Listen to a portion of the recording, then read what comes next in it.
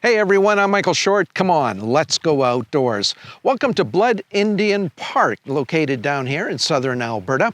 Interesting program been taking place over the last couple of years as members from the Cold Lake Fish Hatchery have made the trek down here to get rid of Prussian carp, and for good reason. 6% of the total fish that are stocked in Alberta go into this lake. I guess you can say the sign says it all. Not all that long ago, this lake was a big attraction to anglers, as it produced some impressive fish. However, in recent years, the numbers and size of these fish have started to fall off, as an infestation of Prussian carp had begun to take over and become the dominant fish species. Fishery technicians from the Cold Lake Fish Hatchery are back for another year of using various netting techniques to remove Prussian carp, and they're starting to see some results. And what we're finding right now is our results, what we're seeing is the small Prussian carp are not there like they were last year. Last year we seined up or netted over 300,000 baby carp that were the size of your nail, your pinky nail.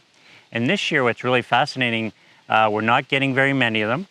So if you do a seine, you might get maybe 10, 20 of them, the babies, where last year we were seining up 1,000 to 5,000 a net. There is strong evidence that the netting program is working, as higher numbers of other fish species, like fathead minnows, are beginning to rebound.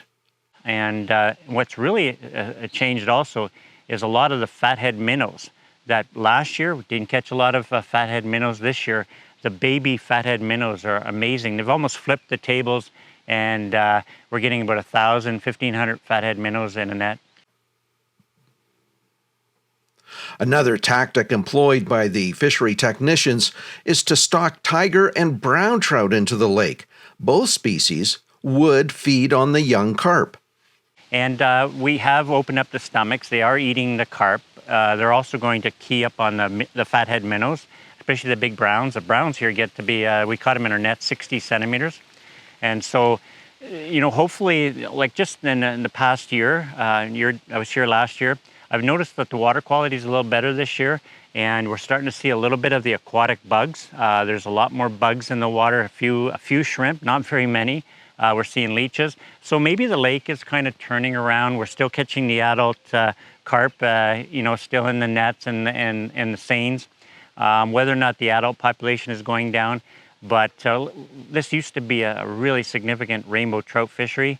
And right now the rainbow just don't seem to do well in the reservoir. And I think it's because the aquatic life isn't there. The shrimp aren't there in big numbers.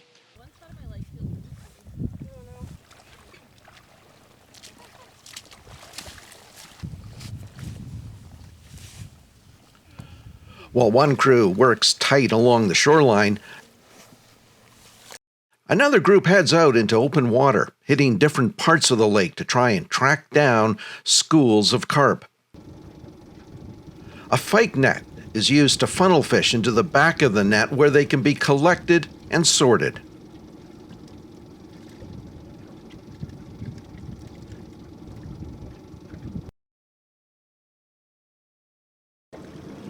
Gill nets are also deployed, but on this morning resulted in just one carp being caught.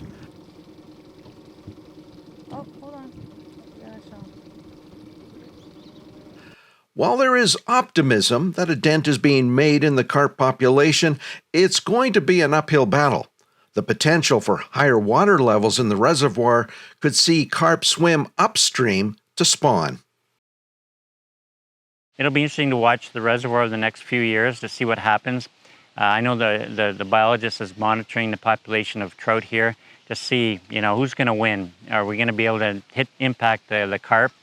We're going to come back next summer and with our crew and try again. And that'll give us, 3 good years of seining and netting to really understand where the reservoir is at.